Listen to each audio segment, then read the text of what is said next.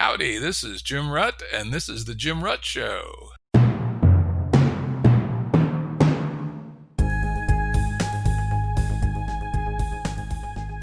This is a Currents episode. Currents are shorter and less heavily produced than our full-length episodes and generally focus on a single topic.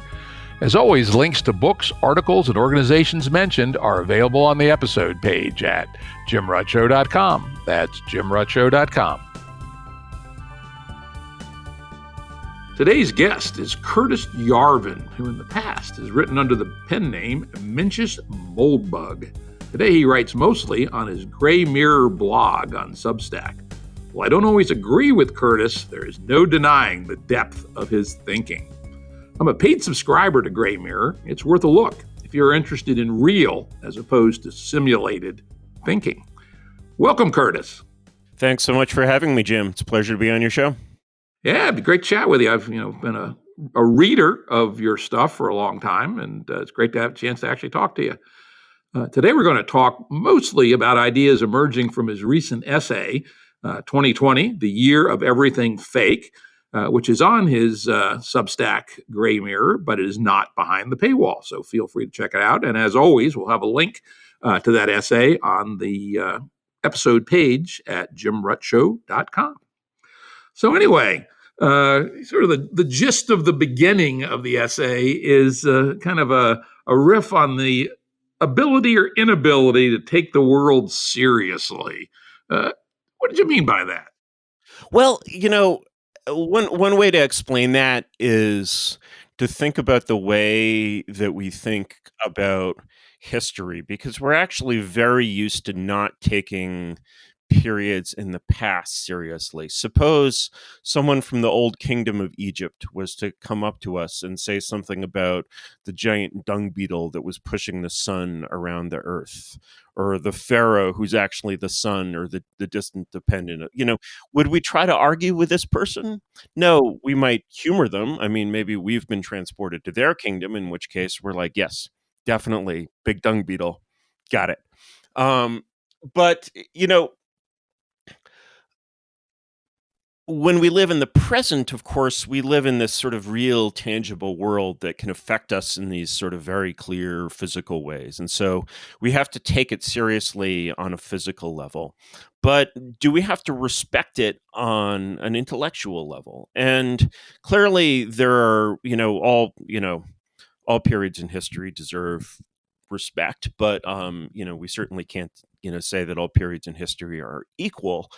We certainly respect the intellectual achievements of, let's say, the Italian Renaissance much more than we respect the intellectual achievements of, let's say, late antiquity, when the Huns are about to invade and the Romans are basically the biggest dickus caricature out of Monty Python. And so the question is, when we look at our own society, are we more like the Italian Renaissance, or are we more like biggest dicketh? And, it's hard to, especially when you look at late antiquity specifically, there's some very interesting parallels there, which, don't come across super well. But when we look at the way our society, and specifically the way our discourse perceives itself, it definitely looks in the mirror and thinks it's looking at the Italian Renaissance. But so do all periods. So certainly did late antiquity, and so, which is definitely a period that cannot be taken seriously. I mean, we take Plato seriously. Plato, is writing 800 years before this. We take him completely seriously. We can't take, say, Prudentius seriously. We don't, St. Augustine, I guess some people take him seriously. But it's like a the sort of the value of the period is not guaranteed. And so when you look at our society, you're sort of trying to figure out, okay, is this a society and a period that can even be taken seriously? And I think increasingly it's becoming clear that the answer is really no. I tend to use the phrase clown show fairly often about our political process. Right? Sure. For example, there's a famous passage in Macaulay The English historian from the I guess around 1830s or so, is probably around when this was written. Macaulay is a great liberal. He really believes, he's a Whig. He believes in the Whig theory of history. He believes in the continuous advance of history. But he of course is familiar with thinking in the other direction, and so he poses this example, which is was fairly famous in the Victorian world, of some explorer from New Zealand, contemplating the ruins of London in a very Logan's Run like fashion, and of course this is 150 years before Logan's Run, but he brings up the same image of London in ruins, and this is being contemplated by this citizen of New Zealand, which is this bright rising society or whatever, in his future. It's sort of funny. One question, and this was a common sort of Victorian perception. So, we can certainly ask, the Victorians coming a little bit closer than late antiquity are sort of a good example of this, because we can easily ask, okay, what do we think of the Victorians? Well, clearly they were racist, sexist, hung up, all sorts of, great stereotypes about the Victorians. And then you can say, well, what would the Victorians think of us? And literally, if you could bring a Victorian, preferably an intellectual, to 2020, and they would observe the clown show, as you call it, what would be their reflections on this? What would they think had gone wrong? Or right. Maybe they're like, oh yeah, this is definitely what we were hoping for here. And most people, I would say, if you talk to an academic historian about this analogy, he would basically be like, well, why should we take we're better than them. Why should we take their critiques of us seriously? Like, what the hell? And so I don't think that someone would be gauche enough to actually say that, but there's a sort of historical, this temporal chauvinism, which some call presentism, that sort of creeps into that. And so presentism is sort of always assuming that your world is completely real and that it basically deserves a very sort of large amount of respect. And this is very much the mistake that the scholars of the late Roman Empire are making, because they don't think their empire is declining. They don't think there's a problem at all. They're writing in like the late 4th century AD, and everything is perfectly fine. And what these guys do is they surf connections. The whole system is built on these connections. They have this sort of very pretentious intellectual tradition, the tradition of the grammarians, as it's called, which is, they'll study writers like Virgil. They actually consider their own work equal in quality to that of Virgil, which is utterly hilarious because it's this just pompous fluff. And the main literary sort of tone of the era is a tone of flattery. They're always flattering each other, and they're always writing these long, flattering letters to each other, because obviously connections grifting is how the world works at this time. And and a lot of these letters have been saved because this is a Christian period, and so the works of Christians are getting randomly copied by monks, and so it's like there's this one Sidonius writer he was actually very politically influential. He was a player, and he wrote all these letters, and we have all these letters, and you read all these letters, and you're like, Sidonius, I don't care, what a great villa of your friends you stayed at the other day. What I care about is the fall of the Roman Empire. But he doesn't talk about the fall of the Roman Empire. He's not interested in the fall of the Roman Empire. And then in one or two passages, he's like, oh, biggeth, thicketh, I'm sorry I could not visit you this year because the roads were so dangerous. And you're like, why were the roads dangerous? Who's making the roads dangerous? And there's no answer to these questions, right? And that's a society that sort of is clearly falling in this. I mean, we don't sort of have the equivalent kinds of barbarians, but it's a society that's clearly falling because it's just out of touch with reality. And when you sort of fast forward that into 2020, it's like everyone was just completely in this country was taken aback by its complete incompetence in dealing with this disease. And it's also its absolute incompetence, and it's also its relative incompetence as compared to other countries. And that was just something that Americans did not expect. And the West in general. I mean, parts of the West did a little better, but in general, you could say the West failed this test in a pretty miserable fashion across the board. Sure. They failed it in different ways, but none of them did nearly as well as most of the Confucian countries were able to do. Talk a little bit about this presentism idea. I often will talk about mythos. That there's at any given time in society, there's a series of beliefs that most people, other than chronic assholes like you and me, believe, right?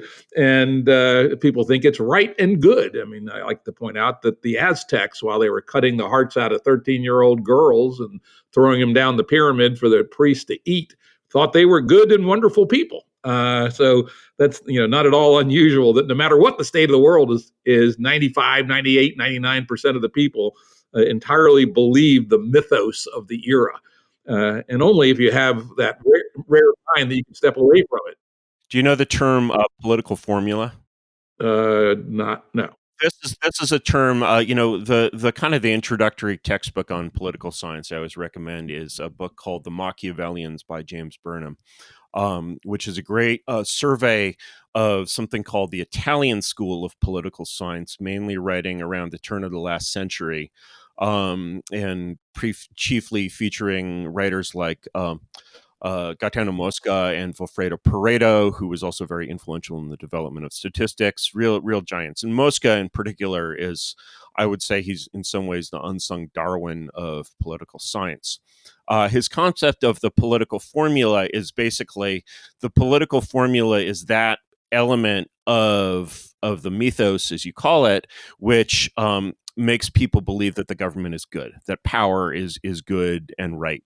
And so, if you're like an Egyptian peasant, you're like, why do I love the pharaoh? I'm like, I love the pharaoh because the pharaoh is the son of the sun, and if the pharaoh is displeased, the sun will go out.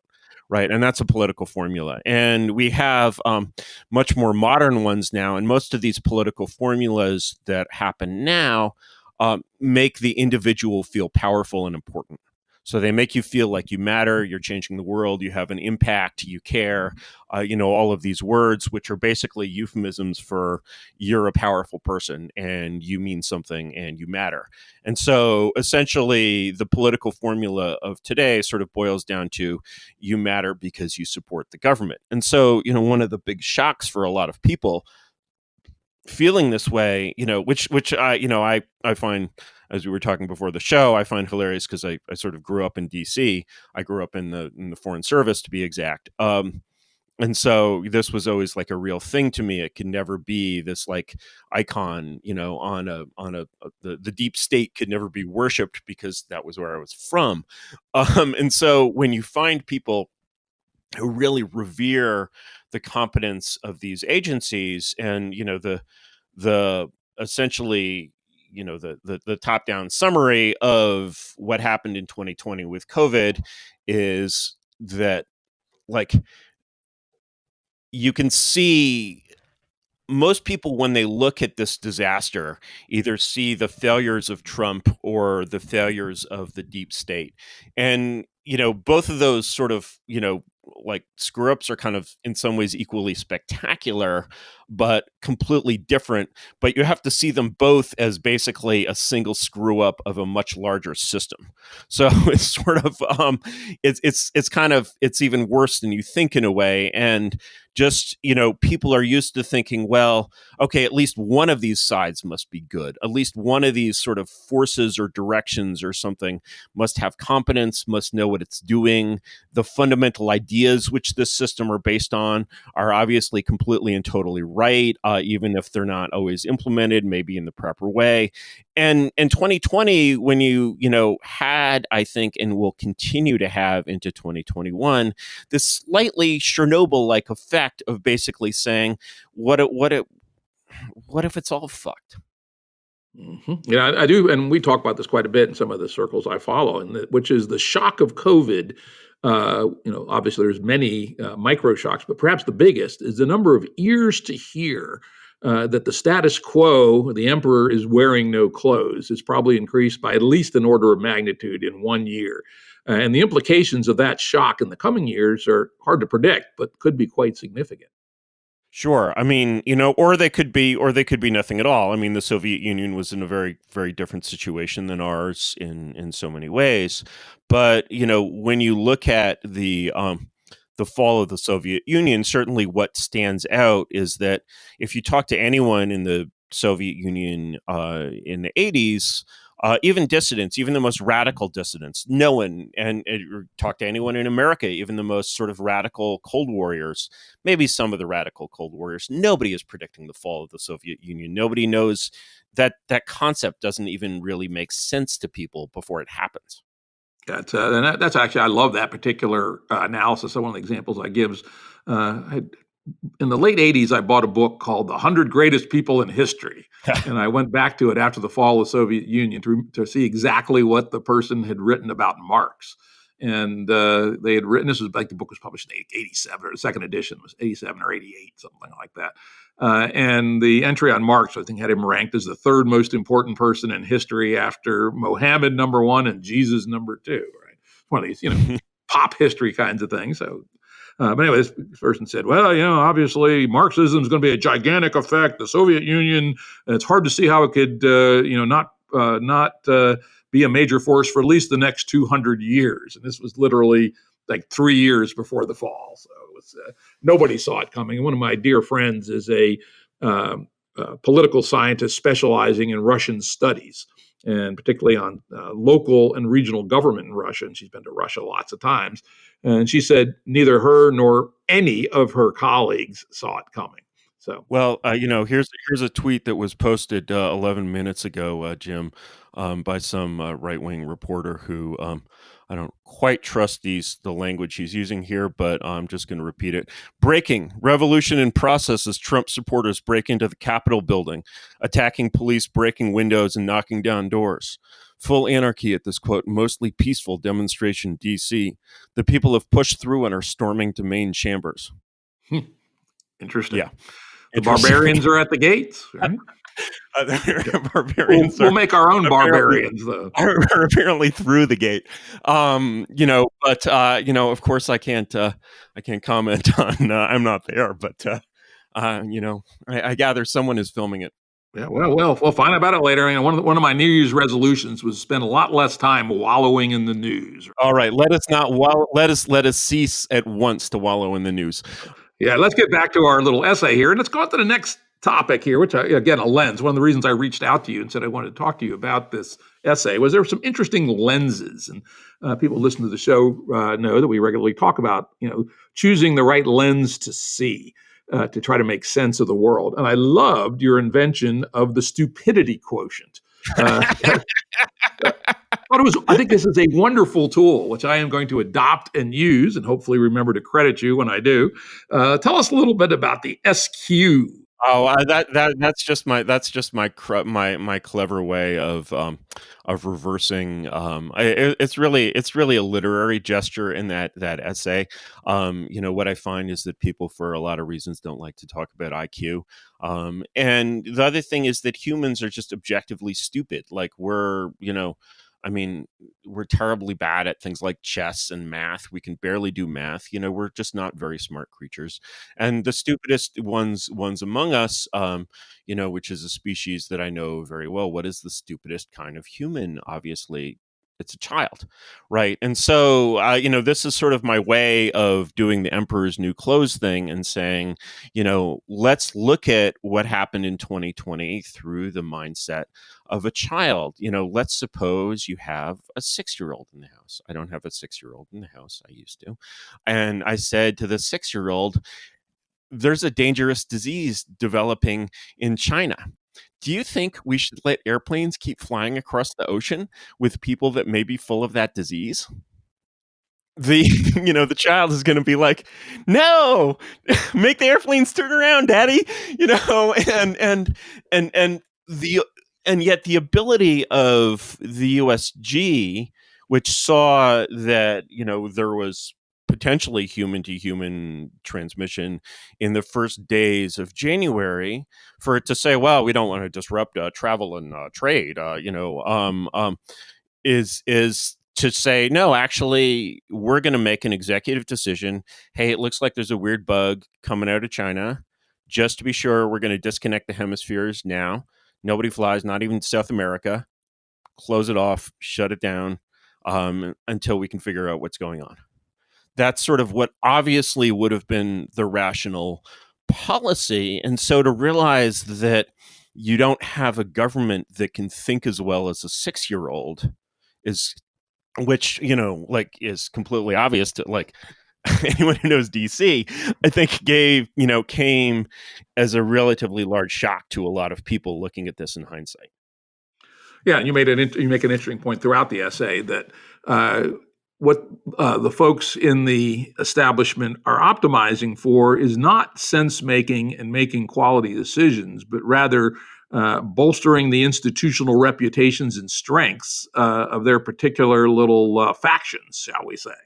Sure, because that's people have an instinct for loyalty, and when you're working in an army or a corporation or something that's structured with a very direct connection to results, then you have this nice, thing where loyalty to the people around you turns into loyalty to the institution, which turns into basically a desire to see the institution get its nominal results.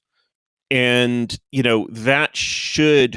that's something that works in any sort of normal structured setup. And it completely, in a bureaucracy, there's no accountability for sort of results whatsoever. And the institution is still all powerful. And so your first loyalty is to basically your little bureaucratic mafia that scratches each other's back and helps you advance. Your second loyalty is to the institution itself. And often the institution's goals just sort of its real goals just sort of totally diverge from its nominal goals. Right. And that's like, there's no way to keep, it's like you go to DC and, one of the things that happened around 9/11, which is so amazing, is that people realized, wow, the securing the U.S. mainland is really, a very important problem. We need a new institution to solve that, to secure the nation. What do we call it? Well, why don't we call it national security? But wait, that word's taken. So they had to come up with this weird Nazi-sounding thing of homeland security, Heimat, and you're like, homeland. What about national security? But the thing is, national security means conquering the planet, and the assumption that America's, national security could only be secured by conquering the planet is, it's certainly older than you. It's certainly older than me. It's a very old assumption. It really dates back arguably to the 20s. And the original 20s. And so you basically have all of these sort of, and then you're like, okay, what is the mission of the State Department? What is it? Well, to secure America's national security as part of our, you're just like, there are all of these things where the point of the institution, which was once, when it was established, razor sharp, is not even really clear anymore. And certainly protecting the institution is going to be your highest goal at all times. If you don't think that way, you're just not a team player and you can't continue to work in these places. Yeah, we've talked about interesting books. One of my real heroes, not so well known anymore in political science, is Mansur Olson. He was a professor at the University of Maryland, and he talks about this a lot in two of the very best deep political theory books in my mind. One is The Rise and Decline of Nations, where he talks about this exactly, the capture of important decision-making by self-serving internal bureaucracies and conflicts of interest between the interests of bureaucracies and various players and the real interests of society. And then a more difficult book, but even more important, a book called The Logic of Collective Action, how small groups are always able to outmaneuver large groups when it comes to manipulating bureaucracies, such that outcomes that are favorable to the small, more intense group will win out over those that are more important for the larger group. In this case, let's say the epidemiologists versus the public. Sure. Lance Olson would not be at all surprised by these outcomes.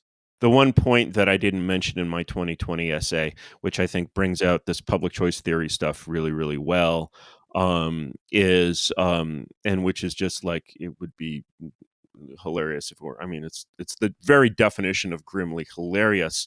Is I don't know if you saw the piece by Nicholson Baker in the New York Magazine recently. Nicholson Baker is one of America's greatest writers, and I like to give my enemies in the press points when they do things right.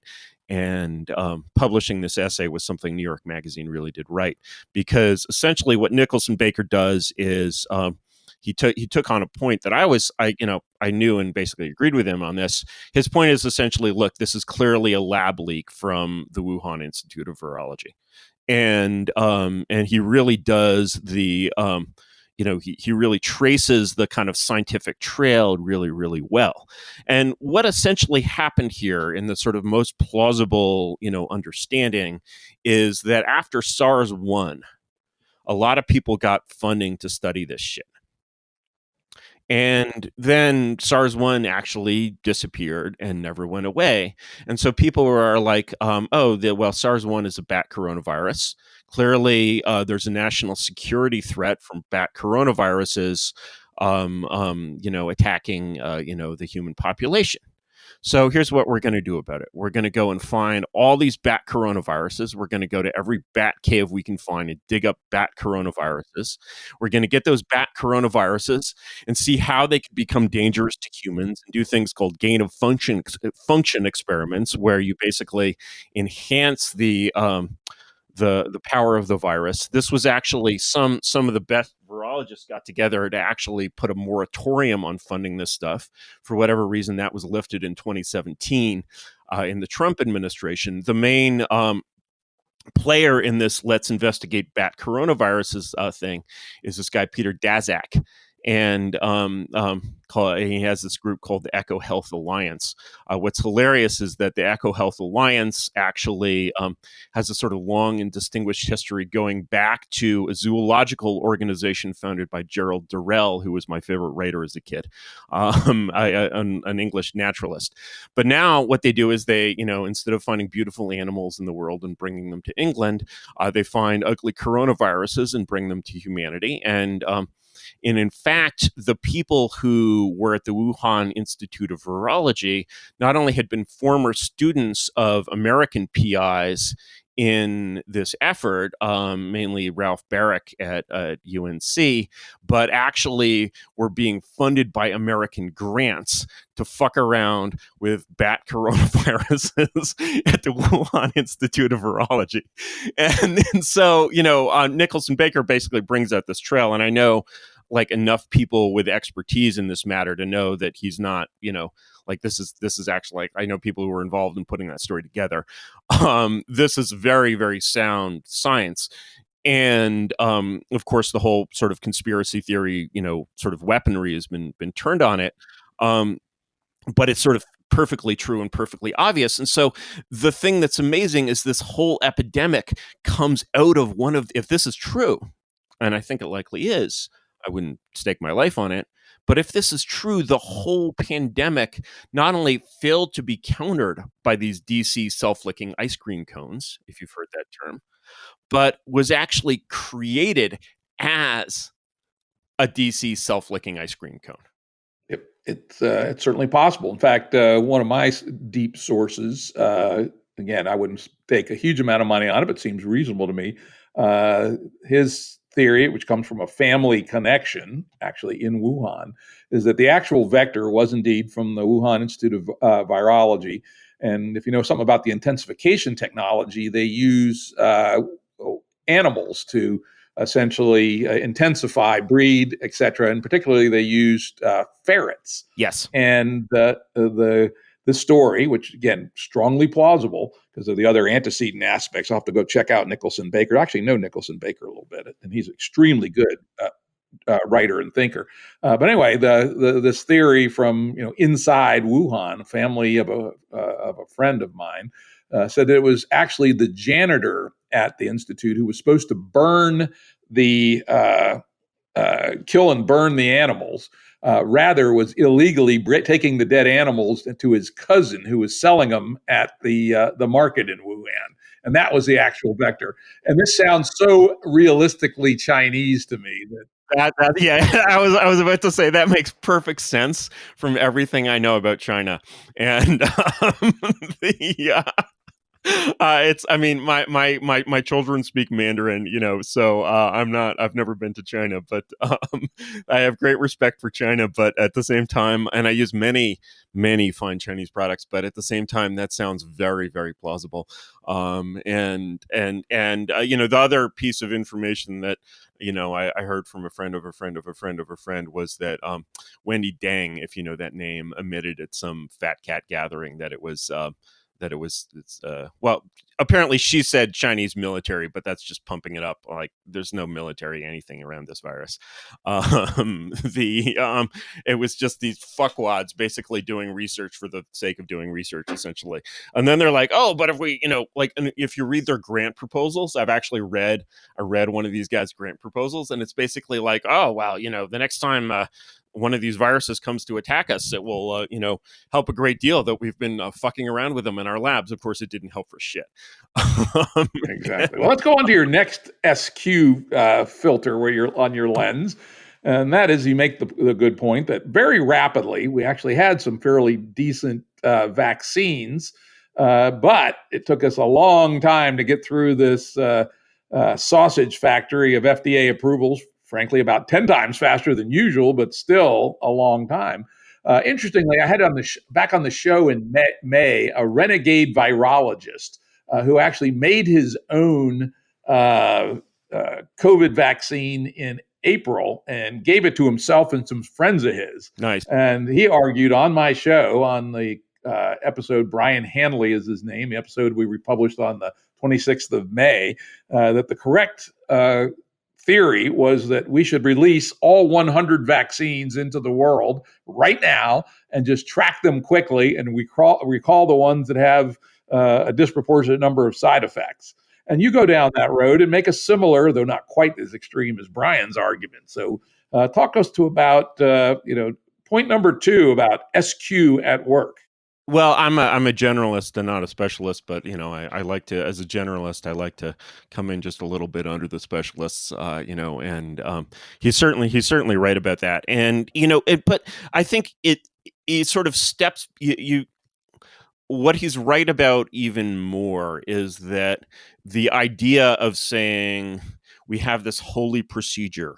And our society, which is very holy and which is equal to the best of the Italian Renaissance or whatever, is based on following these holy procedures. And if these procedures become less holy, then the whole basis of society falls apart, just as if the dung beetle stopped pushing the sun, right? And when you talk to really true believers in the real deep state in DC, you see clearly that it's the form of government that Aristotle would have called an oligarchy. Its process means basically the government of the few, because it's the government of the people that are in the process loop.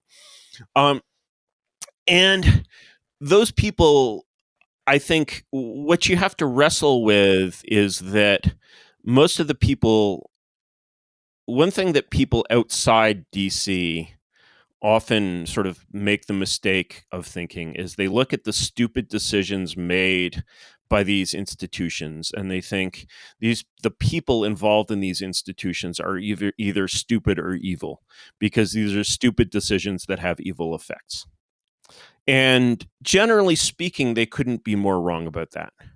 Generally speaking, what you see is that essentially what governs really is the process and not the people, to the extent that the people can make a difference. And certainly people in DC do make an individual difference all the frickin' time. They do that by, I borrowed this phrase from a lib at one point, which I really like, which is they do it by manipulating procedural outcomes. So basically, if they want to get, some outcome from some committee, what they don't do is say, okay, I'm just going to bring the best ideas to this process and the best ideas are going to be right. What do they actually do? They stack the fucking committee. Right. And this is how you get things done in DC. You become this kind of master bureaucratic operator, and you even start to think of that as a sort of good and noble skill, which perhaps in a sense it is. And so people, and of course, the people also who succeed in these systems, they're still quite competitive. And so, the people who build these bureaucratic empires, the Faucis of the world. And by the way, one of the things that Baker points out is that the ubiquitous Dr. Fauci was actually involved himself considerably in this whole let's do gain of function experiments on beta coronaviruses thing. Right. So it's actually just to like you're appointing like the head of the Soviet nuclear authority to clean up Chernobyl. In fact, they even appointed this guy, Peter Daszak, to lead the committee that would go into China and figure out where this epidemic came from. So, I mean, that's just a masterstroke. Like you basically, you have a guy who's credibly accused of being the culprit and he's appointed to lead the investigation. That's so Hollywood. I can't even, and it's beautiful. And so like, this is when you look at these sort of holy institutions, the ability to do that, to work in this way is what you're looking at. And so you're looking at very talented, knowledgeable people, but they're operating in a world of incentives that you can't see. And those incentives are very, very different from yours.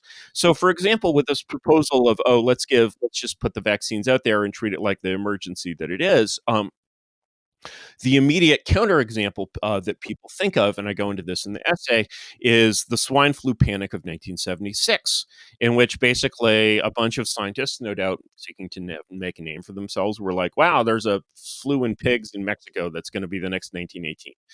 And the Carter administration or the Ford administration, I think maybe it spanned both, is like, oh, yes, we must rush this vaccine into production and vaccinate everyone with basically disgusting bulk, spray injectors. And they did that.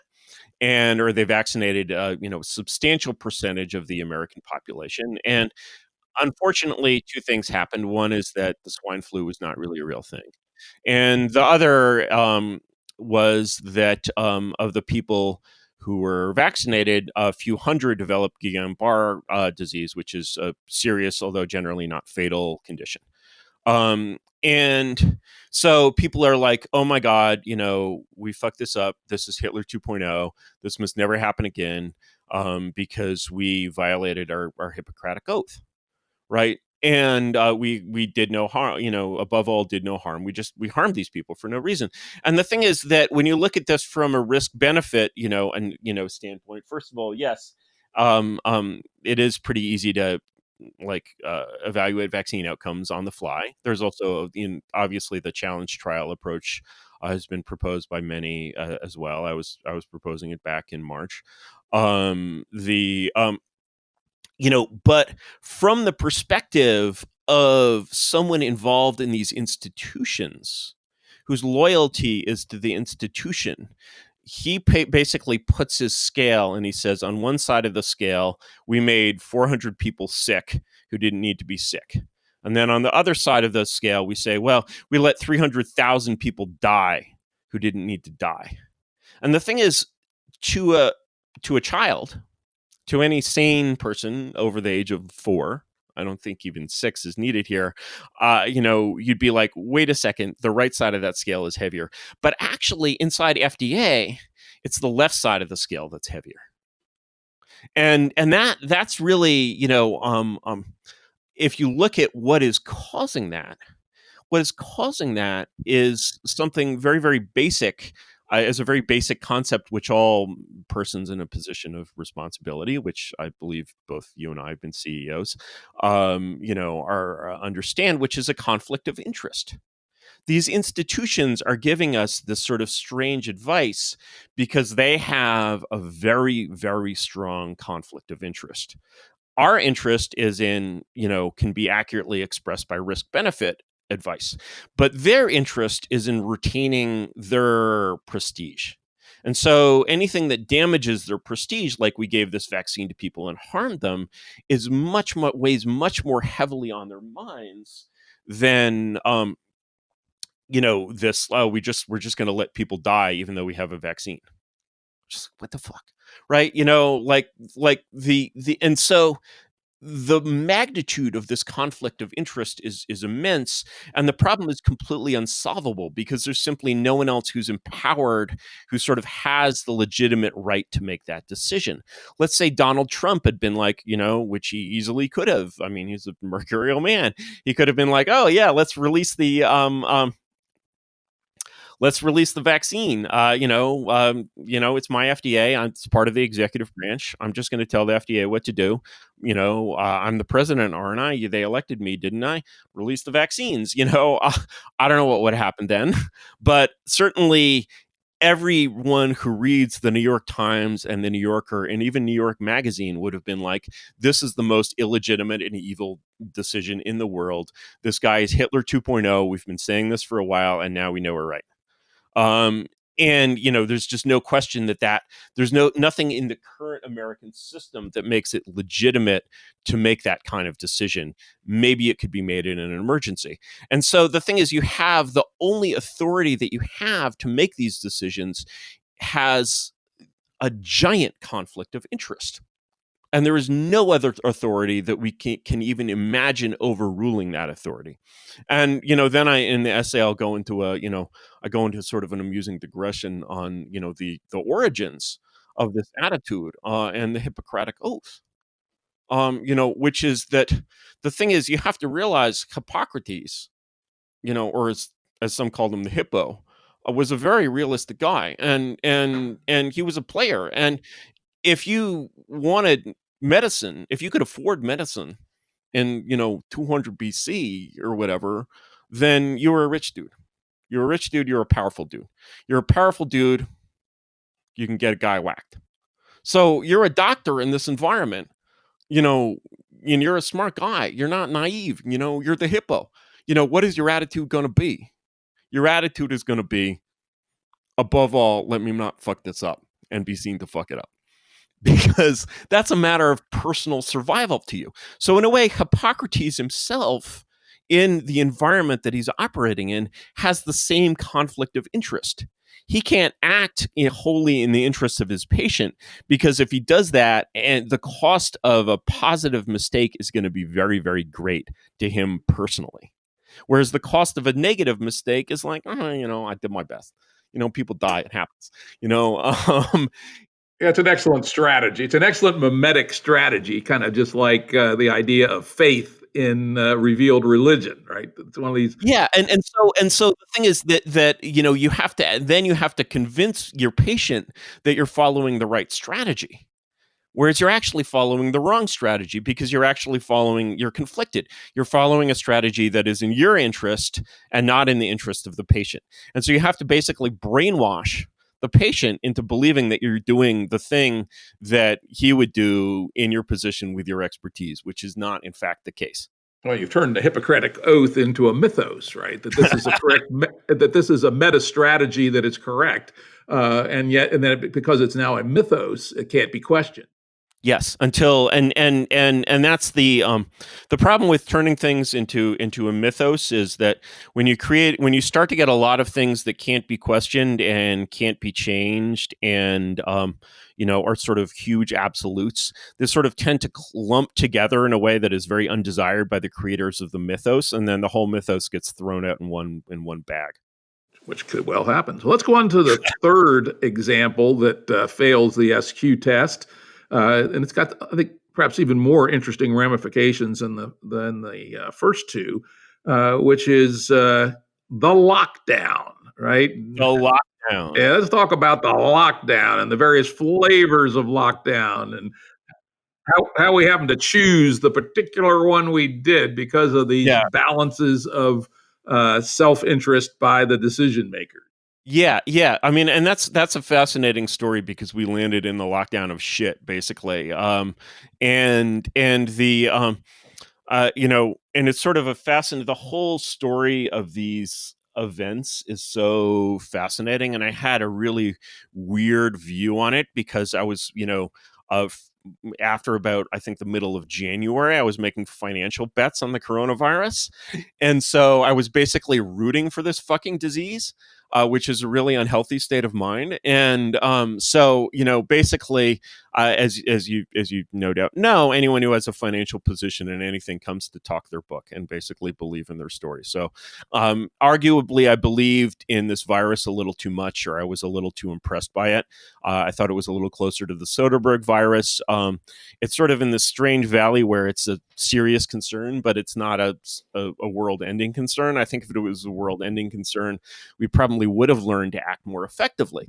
But in any case, basically, I was reading some critical piece about China's response to this, or they're trying to find something to criticize. And, what they come up with criticizing is they're like, well, when China sees a problem, it doesn't really think it just solves the problem, And so China was like, okay, we're just going to solve the problem. The problem is basically people communicating the disease to each other. The critical ingredient in a true Chinese lockdown is that testing is aggressive and proactive, and anyone who is tested positive, anyone who has had positive contact was put in a quarantine facility. Simple as that. Stop the thing, brought R down to like 0.3. Bam, Chinese people are partying right now. And so, in a way, the West saw this, and it, you might remember, one of the things I go into in the piece that we haven't touched on yet is this whole great World Health Organization, excuse of travel and trade. Like, oh yeah, we can't do quarantines because shutting down travel and trade is absolutely wrong.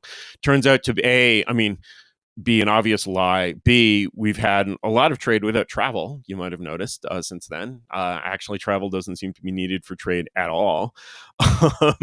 And actually, that policy came into existence with the generous aid of the hospitality industry on the World Health Organization.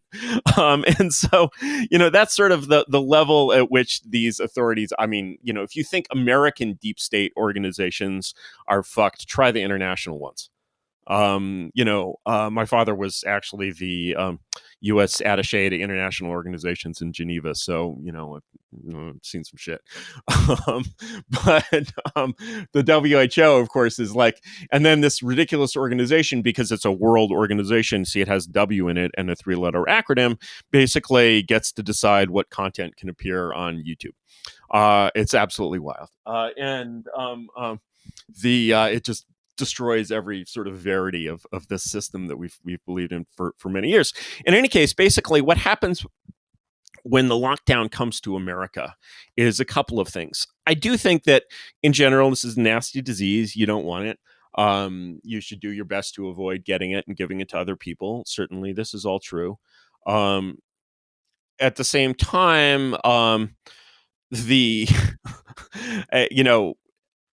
the state capacity of American institutions was greatly overstated by all intellectuals, because most of the people in sort of the discourse don't really have any contact with the regime that is supposedly actually activating these policies that they debate as if they were talking about chess. And so, basically a couple of ideas come up.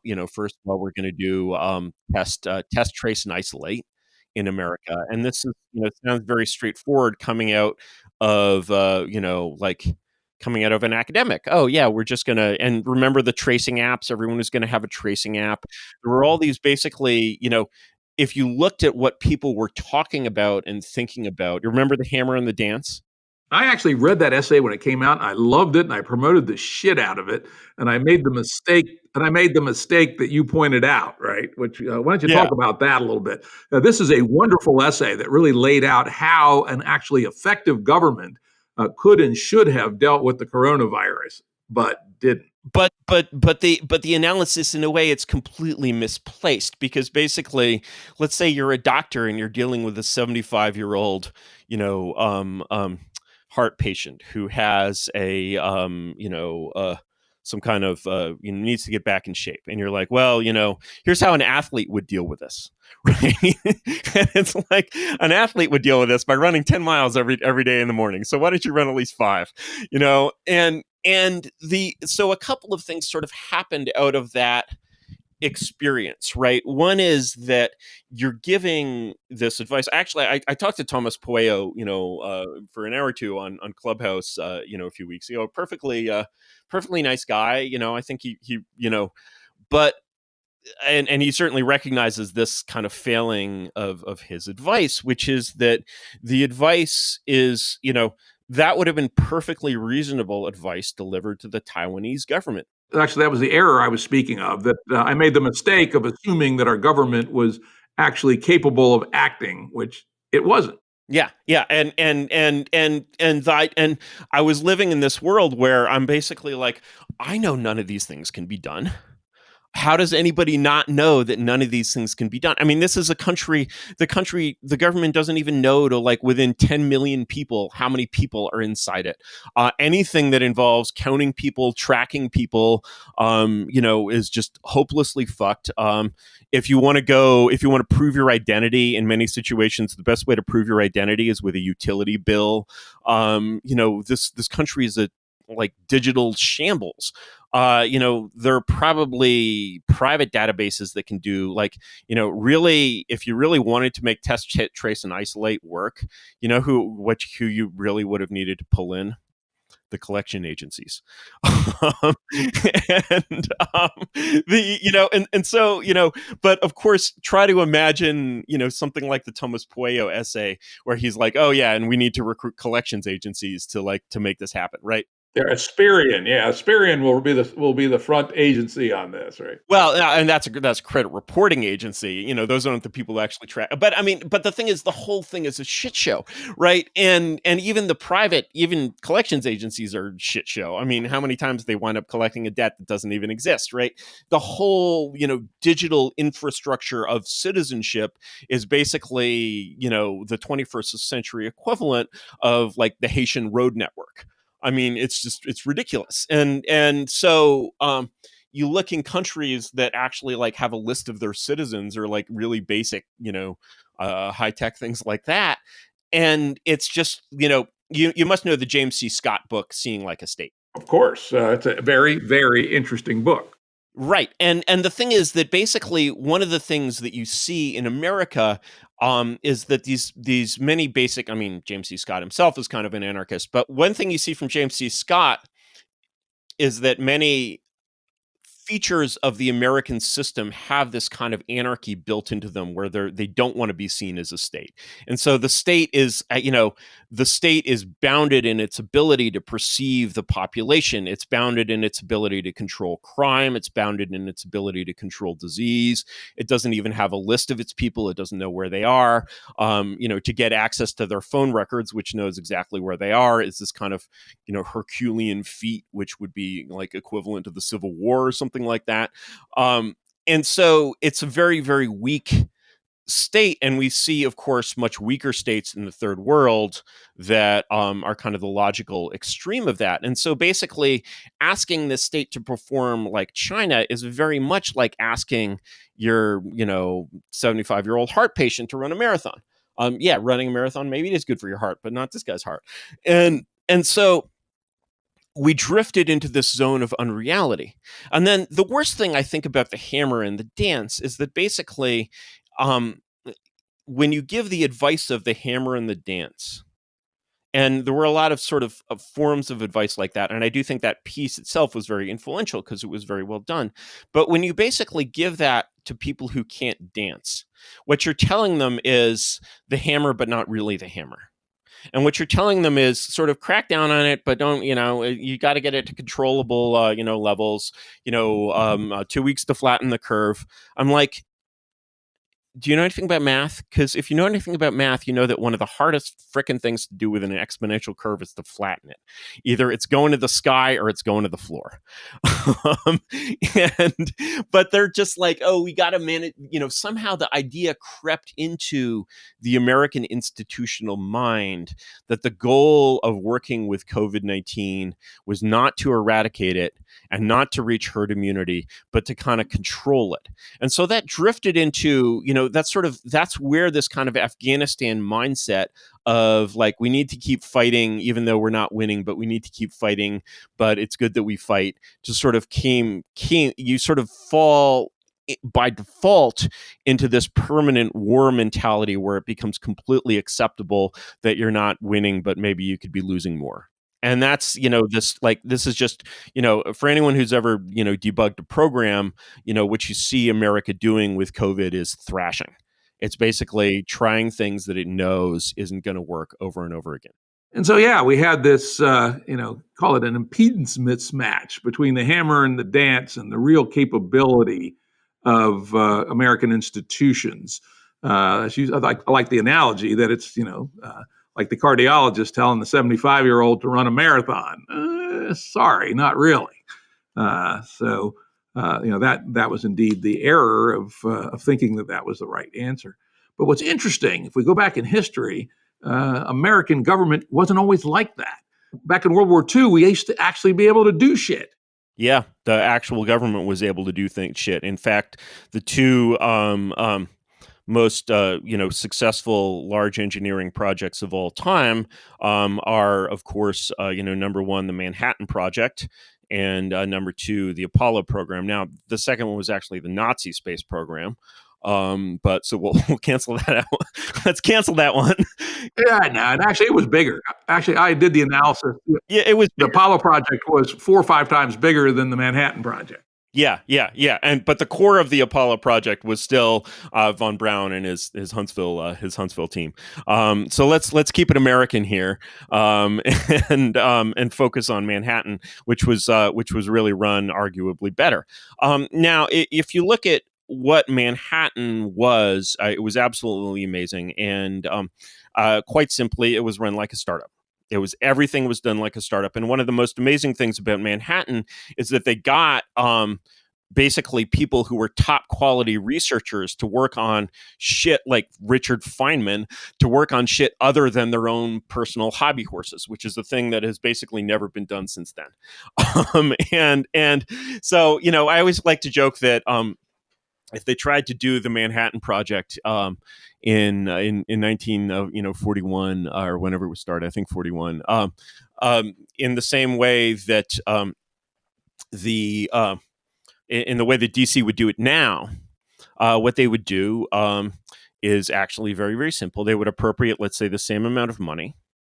They would look at this problem and they would say, wow, to build this bomb, which we know is technically possible, we're going to have to solve a huge number of problems in metallurgy and chemistry and high energy physics and this field and that field and the other field. So here's what we're going to do. We're going to put out some RFPs. We're going to put out a lot of grant proposals, and we're going to say, metallurgists, come and figure out all these, we invite your grant proposals related to building an atomic bomb. And every metallurgist, professor of materials science out there in, Freshwater State would be like, aha, how is my research relevant to building an atomic bomb? Right? And they would go and they would basically spend, like these people spend like a third of their work life writing grant proposals. They would spin it and they would basically be like, here's my existing research repackaged to be about atomic bombs. And because they had friends in the metallurgy, of course, the people would be issuing these grants and approving the, the recommendations would be metallurgy professors. And, they have friends on the committee that, who really value and trust and admire their work. And, bam, it goes through. And this would happen all over science and engineering. And the probability is, I think it's quite possible that you might get an atomic bomb by like 1985, right? And just in time to drop it on Japan in the Black Rain Michael Douglas era. And what is the difference between these kinds of organizations? Well, if you look at the way Manhattan actually operated, again, it operated like a startup. So it operated like a startup in that it had 2-in-a-box leadership. It had the technical supervisor, Oppenheimer, and General Groves, who didn't know anything about anything except getting shit done. And it basically operated, it was structured as an absolutely top-down pyramid. Nobody was like, oh, here's my proposal for how shit would be. I mean, yes, could you make a proposal? But it was the exception rather than the rule.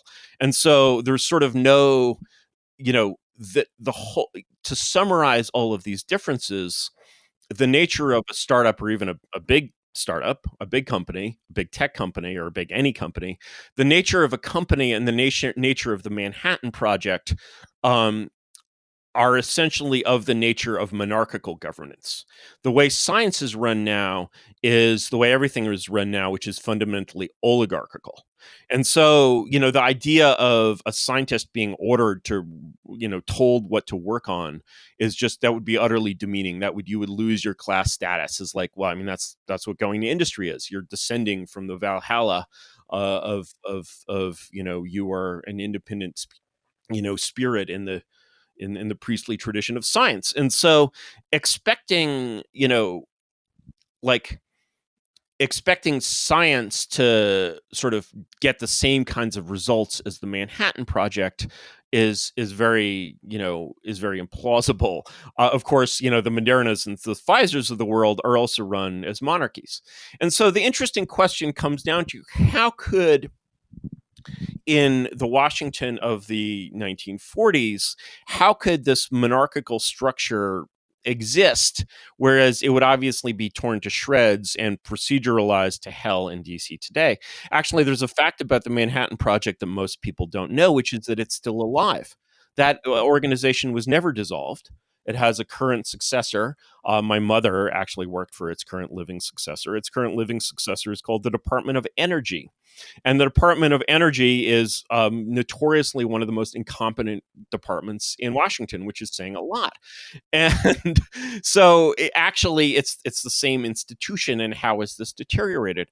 Well, when you answer that question, you basically clearly are looking for systemic effects. And then what happens is, you're like, okay, what was different about DC in the 1930s? And you can't help but run into the observation that maybe this worked because DC in the 1930s was also a monarchy. Because when you look at the way that FDR actually operated, um, he could tell anyone to do anything. He could create and destroy agencies. For in some cases, he had to. Congress was not quite a rubber stamp for FDR.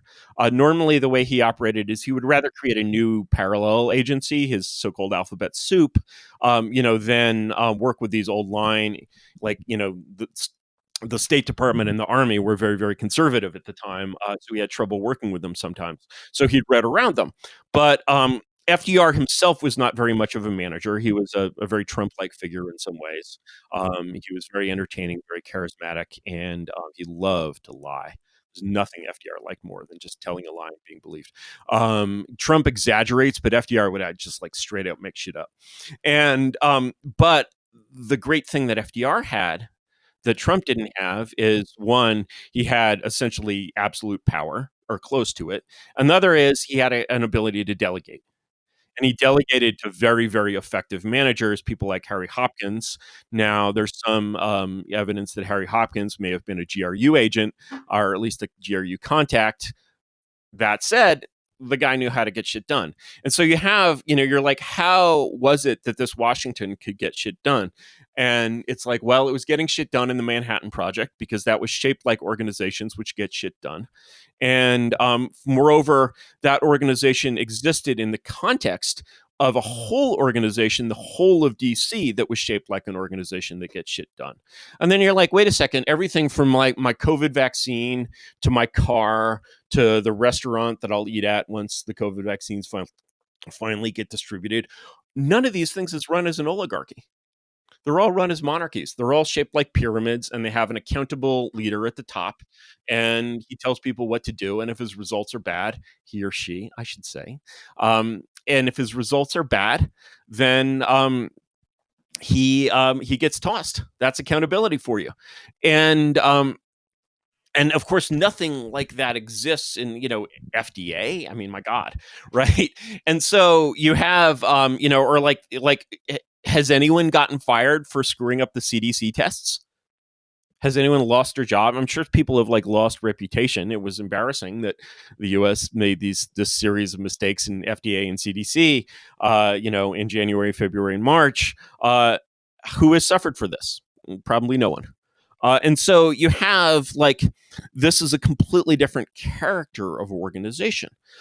Then you take one step back and you look at this historically, and you're like, okay, this is super interesting because nominally America has the same constitution in 1933 as in 2020. Nobody's rewritten the holy document or anything.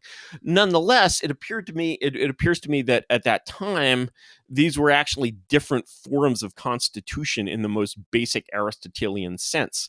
It's like plants, animals, and fungi, right? Clearly you're not the same animal if you go from becoming a plant to becoming a fungus. You've crossed kingdoms. And so, in a sense, the U.S. in 1933 was a de facto monarchy. If you want to understand what was going on that made it possible for this organization, the Manhattan Project, to exist, let me read a speech to you that is a speech that was made by a leader who seized power in 1933. And when he took power, this is the speech he made. If I read the temper of our people correctly, we now realize, as we have never realized before, our interdependence on each other. That we cannot merely take, but we must give as well.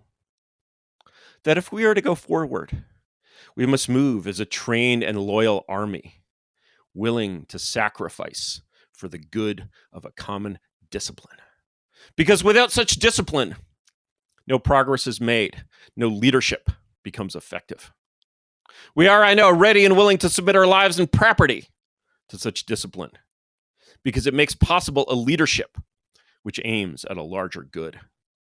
This I propose to offer, pledging that the larger purposes will bind upon us all as a sacred obligation, with a unity of duty hitherto evoked only in time of war. With this pledge taken, I assume unhesitatingly the leadership of this great army of our people, dedicated to a disciplined attack upon our common problems. Action in this image and to this end is feasible under the form of government which we have inherited from our ancestors. Our Constitution is so simple and practical that it is possible always to meet extraordinary needs by changes in emphasis and arrangement without loss of essential form. That is why our constitutional system has proved itself the most superbly enduring political mechanism the modern world has produced. It has met every stress of vast expansion of territory, of foreign wars, of bitter internal strife, of world relations. It is to be hoped that the normal balance of executive and legislative authority may be wholly adequate to meet the unprecedented task before us. But it may be that an unprecedented demand and need for undelayed action may call for temporary departure from that normal balance of public procedure. I am prepared under my constitutional duty to recommend the measures that a stricken nation in the midst of a stricken world may require. These measures or such other measures as the Congress may build out of its experience and wisdom. I shall seek, within my constitutional authority, to bring to speedy adoption. But in the event that the Congress shall fail to take one of these two courses, and in the event that the national emergency is still critical, I shall not evade the clear course of duty that will then confront me. I shall ask the Congress for the one remaining instrument to meet the crisis: broad executive power to wage a war against the emergency, as great as the power that would be given to me if we were in fact invaded by a foreign enemy.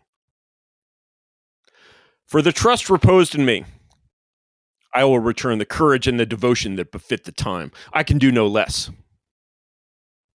We face the arduous days that lie before us in the warm courage of the national unity.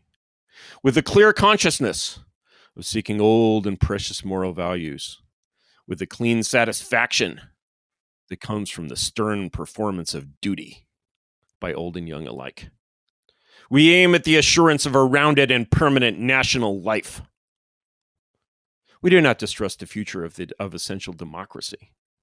The people of the United States have not failed. In their need, they have registered a mandate that they want direct, vigorous action. They have asked for discipline and direction under leadership. They have made me the present instrument of their wishes. In the spirit of the gift, I take it. In this dedication of a nation, we humbly ask the blessing of God. May He protect each and every one of us. May He guide me in the days to come. End of speech. So, that's obviously a kind of slightly different kind of political rhetoric than you'll find in the United States these days. Yep, sure enough. And that was? FDR, 1933, first inaugural address. Yeah, there were enough internal clues. I figured it out, of course. But yeah. It's funny. I've often said that Trump could have easily won if he had had the psychological capability to just have channeled either FDR or Churchill for 6 months. But the poor lad was just not capable of doing. He was capable of doing a very good fake FDR or Churchill, but he needed to not just he didn't do it. He didn't do it in sort of the tone that he took on that. And, no doubt you remember, the amazing switch in March in which, basically, sort of before a certain date, the right way to think about the coronavirus was that it was a right-wing conspiracy theory, and your best way to fight the conspiracy theory was to go down to your local Chinese restaurant and lick some doorknobs. And you should definitely not wear a mask because, that's completely wrong. And that switched around, and I think that the person who caused that switch was actually Trump. I think that if Trump had taken a hard line on the virus, I think the establishment would have had no choice but to take a soft line, and it would have gone full Sweden. And you could already see signs of that popping up. You could see signs of like the civil liberties establishment swinging into action to sort of prevent these horrible quarantines and lockdowns and so forth. And then Trump himself, and this was a personal decision by this one person, basically instinctively took the other side. And that actually caused the establishment to turn on a dime and go with the full lockdown theory, which, however, they couldn't really perform on. Although it sort of looked like they were, but that was just virus seasonality. Indeed. Yeah, it's interesting. Well, I think we're going to have to wrap it up here, Curtis. This has been a remarkably interesting conversation. We've gone over our usual time for a currents episode.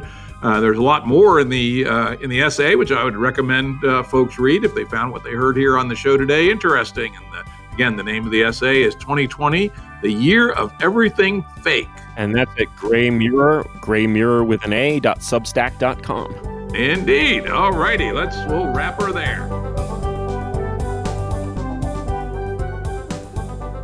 Production services and audio editing by Jared Janes Consulting. Music by Tom Muller at modernSpaceMusic.com.